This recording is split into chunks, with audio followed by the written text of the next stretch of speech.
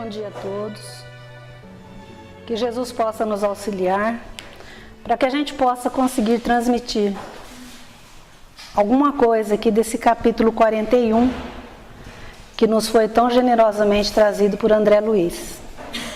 No capítulo 40, que a Mari fez a semana passada, André Luiz nos deixa claro a responsabilidade que a gente tem através dos nossos pensamentos, né? Que formam verdadeiras nuvens, verdadeiros monstros, né? E que nos traz a doença física. Que tanto nós procuramos a cura do nosso corpo, mas nós precisamos curar os nossos pensamentos para que a gente possa ter essa harmonia. E hoje o capítulo é Entre Árvores. E nós vamos começar o estudo. Decorridos alguns minutos, atingíamos pequena propriedade rural, povoada de arvoredo acolhedor. Laranjeiras em flor perdiam-se de vista.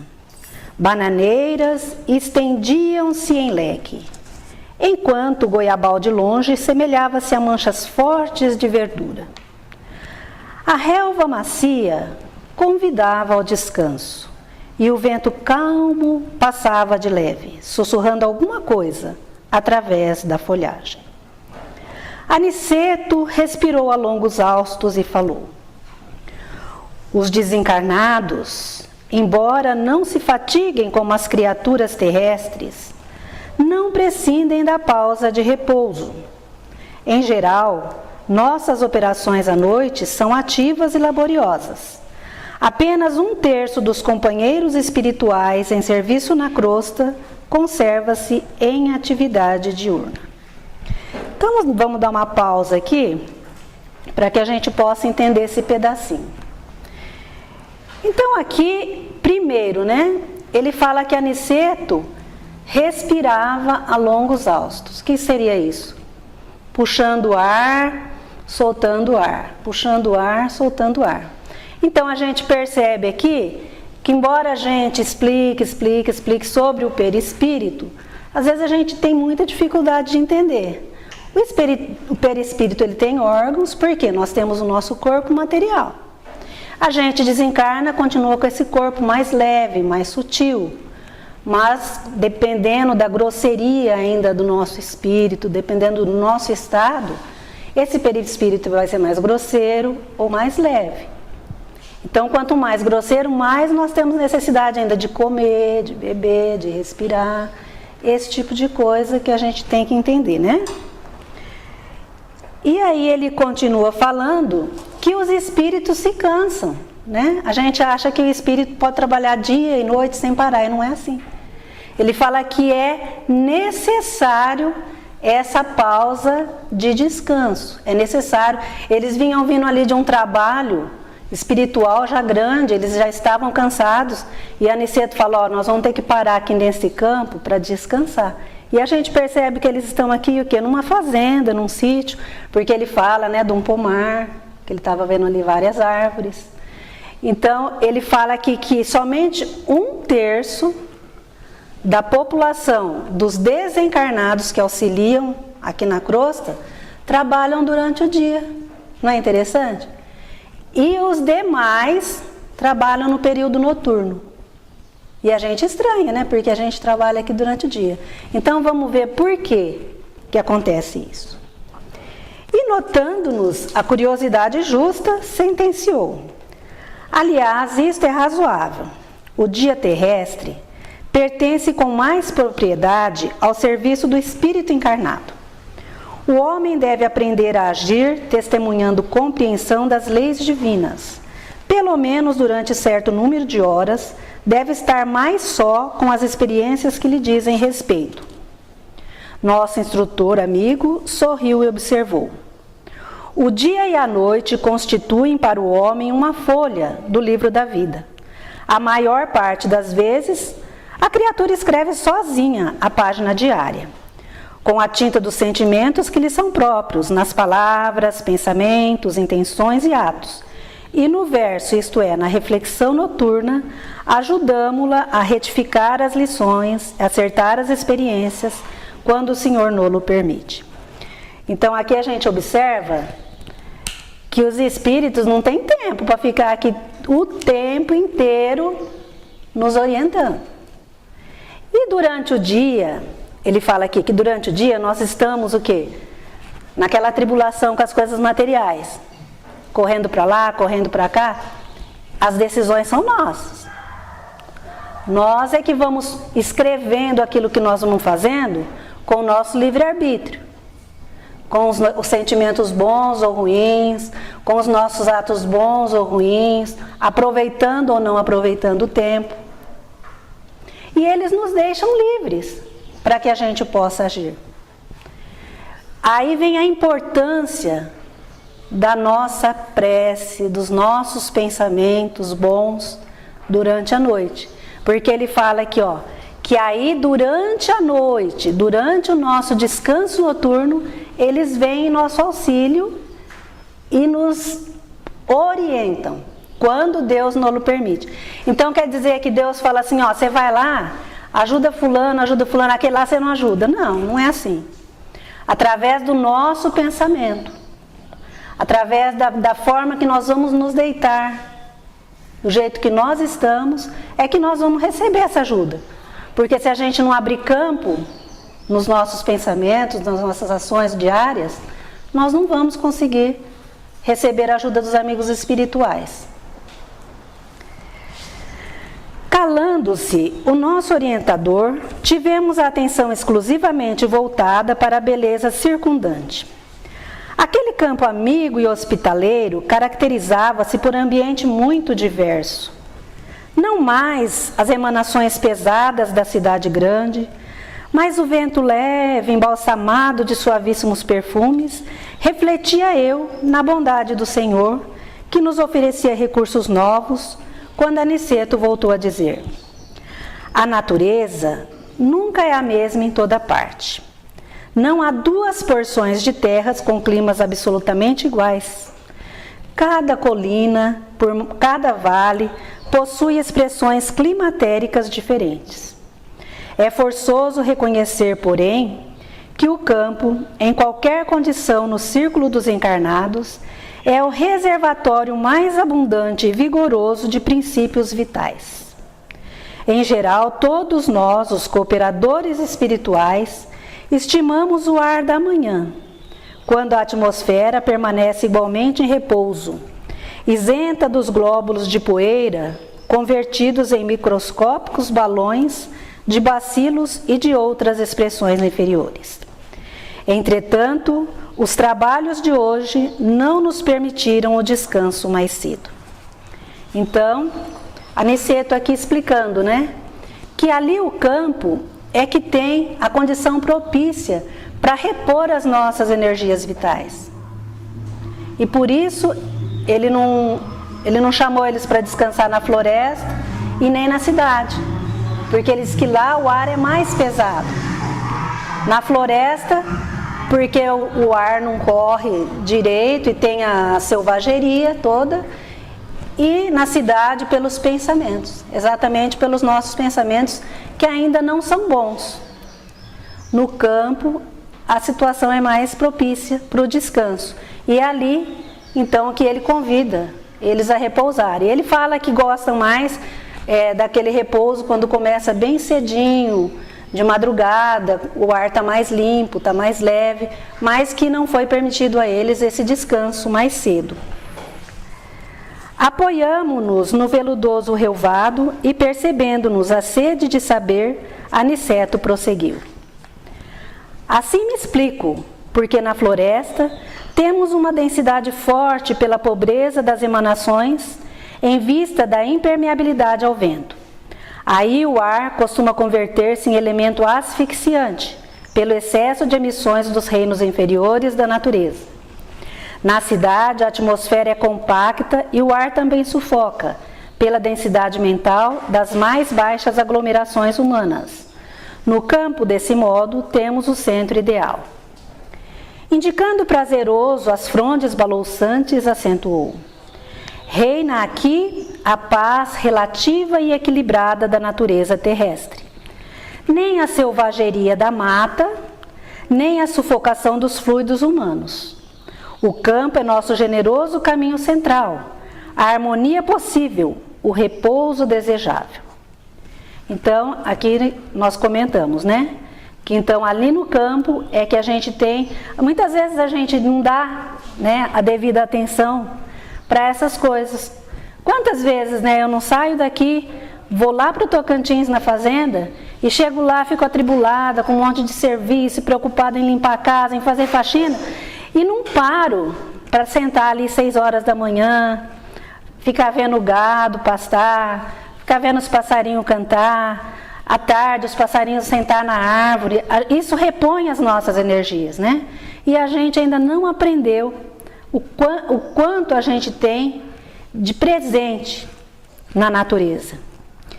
Embalados ao pio de algumas Juruti solitária, repousamos algumas horas, magnificamente asilados no campo, no templo da natureza. Então eles se deitaram ali na grama e descansaram.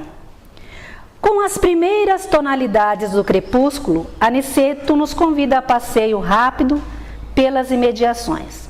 Então ali eles já estavam descansados e eles saíram, porque ali, o que a gente tem que aprender aqui nos livros de André Luiz, né, é que eles aproveitam muito o tempo. Tudo para Aniceto é uma oportunidade de aprendizado. E aí então ele chama André para continuarem observando ali. Reconhecia que estávamos muito mais bem dispostos. Somente depois de nos locomovermos por alguns minutos, observei que nas vizinhanças havia grande quantidade de trabalhadores espirituais. Em face das minhas interrogações, nosso mentor explicou bondosamente. Então a gente acha, né, que você está numa fazenda, você está num lugar assim, num campo, não tem espírito ali trabalhando, né? E ele fala aqui que ele observou que tinha uma quantidade enorme de espíritos trabalhando ali naquele campo. O campo é também vasta oficina para serviços de nossa colaboração ativa. Aniceto fala para ele que lá também eles têm muito trabalho no campo. E apontando os servidores que iam e vinham, considerou: o reino vegetal possui cooperadores numerosos. Vocês possivelmente ignoram que muitos irmãos se preparam para o mérito de nova encarnação no mundo, prestando serviço aos reinos inferiores. O trabalho com o Senhor é uma escola viva em toda parte. Então aqui a gente se sente até envergonhado, né? Porque ele fala que até ali, para cuidar dos vegetais, dos animais, das plantas ali, existem espíritos que ficam fazendo esse tipo de trabalho. A gente aprendeu isso daqui lá no nosso lar, né? Quando o André Luiz procura como é que chama? A Narcisa, pedindo ajuda, né? Para o Ernesto. Aí ele pega e fala para ela vai na natureza, procura esses espíritos que cuidam da natureza, que conhecem as plantas, e pede para eles auxiliar, e eles explicam para ela onde tinha algumas mangueiras para que ela fosse lá pegar o medicamento necessário para ajudar Ernesto. Então, esses espíritos ficam ali, cuidando da natureza, e ele fala aqui, ó, se preparando para o mérito de uma encarnação melhor aqui na Terra. Então, se a gente quiser ter uma encarnação melhor, a gente reclama tanto da nossa vida, né? Se a gente quiser ter uma vida melhor, se a gente quiser ter uma encarnação melhor, nós vamos ter que nos esforçar. É isso que ele está falando aqui, é isso que ele está deixando claro. Esforcem-se por ter aquilo que vocês querem. Nesse momento, nossa atenção foi atraída por significativo movimento na estrada próxima. Então aqui a gente vai pensar numa estrada de fazenda, uma estrada de terra, não é uma rodovia, né? Então ele fala que tinha um certo movimento na estrada.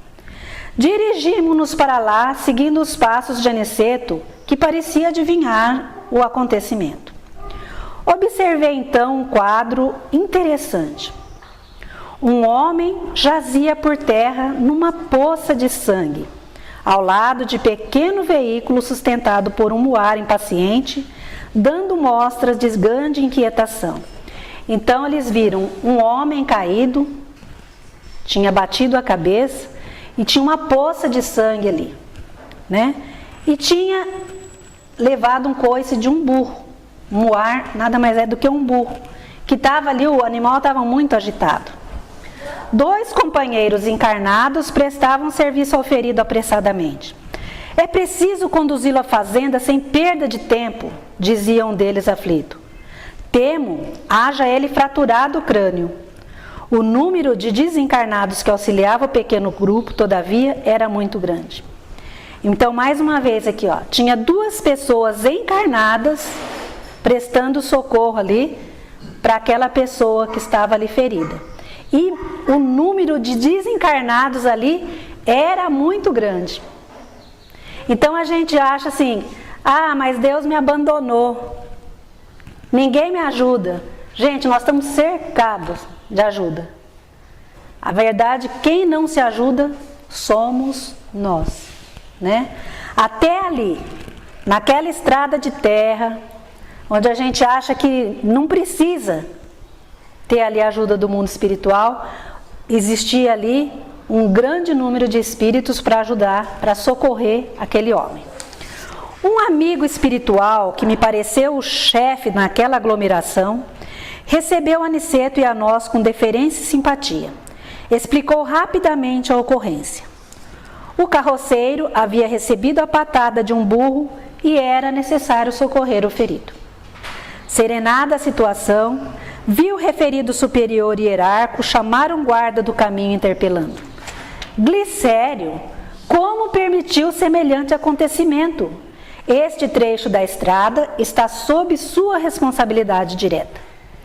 Então ele chama, o espírito ali que cuidava de tudo ali, chama um dos espíritos que estava ali e fala para ele que ele era responsável ali por aquele pedaço da estrada. Como é que ele tinha deixado que acontecesse aquilo com o homem? Então a gente percebe que de trechos em trechos havia uma pessoa responsável ali para cuidar da estrada. O subordinado, respeitoso, considerou sensatamente: fiz o possível por salvar este homem, que aliás é um pobre pai de família. Meus esforços foram improfícuos pela imprudência dele. Há muito eu procuro cercá-lo de cuidados, sempre que ele passa por aqui. Entretanto, o infeliz não tem o mínimo respeito pelos dons naturais de Deus. É de uma grosseria inominável para com os animais que o auxiliam a ganhar o pão. Não sabe senão gritar, encolerizar-se, surrar e ferir. Tem a mente fechada às sugestões do agradecimento. Não estima senão praga e chicote. Hoje, tanto perturbou o pobre Muar, que o ajuda, tanto o castigou, que pareceu mais animalizado. Quando ele se tornou quase irracional pelo excesso de fúria e ingratidão, meu auxílio espiritual se tornou ineficiente. Atormentado pelas descargas de cólera do condutor, o burro humilde o atacou com a pata.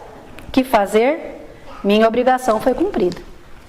Então aqui o espírito, né, que era responsável ali por cuidar dali, explicando que o homem se encolerizava com muita facilidade, como a gente aqui, né? A gente tem lá no Evangelho, né, a parte que fala sobre a cólera, que se a gente pudesse se ver, a gente ia ver um animal ali, quando a gente se encoleriza, e que aquilo faz muito mal para a nossa parte física e para a nossa parte espiritual. Ele fala aqui que eles não conseguiam ajudá-lo através do pensamento, porque ele se encolerizava e ficava mais animalizado do que o próprio burro. E quem é que consegue conviver com a gente quando a gente fica desse jeito? Seja dentro de casa, seja no nosso trabalho, seja na nossa casa de estudos espíritas, seja onde for, né? A gente tem que ter o equilíbrio. Quando nos falta o equilíbrio, nos falta tudo. Nosso corpo adoece, como foi o capítulo que a Mari fez a semana passada, porque a gente tem que andar equilibrado com o físico e com o psíquico. físico, né? Então é psicofísico, é a união dos dois, é a mente e o corpo, para que a gente possa se equilibrar. A gente não dá valor, né? Ele fala aqui, ó, o animal ajudava ele no trabalho. Se não fosse o animal puxar a carroça dele lá, ele não ia conseguir realizar o trabalho. Mas o que ele fazia? Ele descarregava no animal toda a raiva dele. Batia, gritava. E o animal, uma hora não aguentou mais e deu um coice. Deu um coice, pegou na cabeça e ele estava ali. Ele fala que até ali eles estavam com medo dele ter fraturado o crânio. Eu li essa passagem aqui e me lembrei que meu sogro, ele sempre contava, porque meu sogro era fazendeiro, sempre mexeu com gado. E ele sempre contava que ele quase ficou cego porque um dia ele disse que ficou tão nervoso e começou a bater no cavalo com o chicote. E uma hora que ele foi bater, o chicote veio e pegou a ponta no olho dele. E ele não esquecia daquilo, né? Ele sabe que foi porque ele estava batendo no cavalo, que ele disse que nunca mais ele fez aquilo. Então é isso que aconteceu aqui, né? A gente tem que ter a temperança e saber cuidar bem daqueles que nos ajudam. Porque nossa vida sozinho, nós não conseguimos viver. Nós dependemos um do outro para viver. O superior, que ouvia atenciosamente as alegações, respondeu sem hesitar: tem razão. E como dirigisse o olhar a Aniceto, desejando aprovação, nosso orientador afirmou: auxiliemos o homem quanto esteja em nossas mãos. Cumpramos nosso dever com o bem, mas não desprezemos as lições. Esse trabalhador imprudente foi punido por si mesmo. A cólera é punida por suas consequências. Ao mal, segue-se o mal. Se os seres inferiores, nossos irmãos no grande lar da vida, nos fornecem os valores do serviço, devemos dar-lhes por nossa vez os valores da educação. Ora, ninguém pode educar odiando, nem edificar algo de útil com a fúria e a brutalidade. Então aqui ele está falando da causa e efeito, né? Se a gente quer receber carinho, se a gente quer receber amor, se a gente quer receber ajuda, vamos dar isso aí também. Não adianta eu querer colher flor e plantar espinho, não. Né? E ele fala aqui que a cólera é punida por suas consequências. Então a gente fala assim, ai coitado, isso aí tinha que acontecer com ele. Não tinha. Ele que causou aquele sofrimento para ele e para a família dele. Mais essa ainda. Porque se ele não tivesse feito aquilo com o burro, não teria acontecido. Ele estava tendo ajuda espiritual, o burro estava ajudando ele a trabalhar, só dependia dele ali. Né? Mas aquela cólera dele foi que causou esse acidente. E indicando o grupo que conduziu o ferido a uma casa próxima, concluiu imperturbável: como homem comum, nosso pobre amigo sofrerá muitos dias chumbado ao leito. Entre as aflições dos familiares, demorar-se-á um tanto a restabelecer o equilíbrio orgânico. Mas como espírito eterno, recebeu agora uma lição útil e necessária. Altamente surpreendido, reparei na grande serenidade do nosso orientador e comecei a compreender que ninguém desrespeita a natureza sem o doloroso choque de retorno a todo tempo. Então nós compreendemos aqui nesse capítulo que a natureza é tão generosa com a gente. Ele fala que nossos amigos inferiores, né? Que são os animais. Alguns deles nos dão a própria vida, né? Quantos animais são sacrificados todos os dias para que a gente possa se alimentar, né? Para que a gente possa ter forças para lutar aqui na Terra. Quantos irmãos nossos? Quantos deles não são presos aí a carroças? A pessoa não dá o alimento certo, não dá um vermífugo. Então ele fala que a gente tem que aprender a respeitar tudo que existe. Tudo que existe. As plantas, os animais, os homens, tudo que existe merece o nosso respeito. Que enquanto a gente não respeitar, a gente vai sofrer. como esse nosso irmão, né?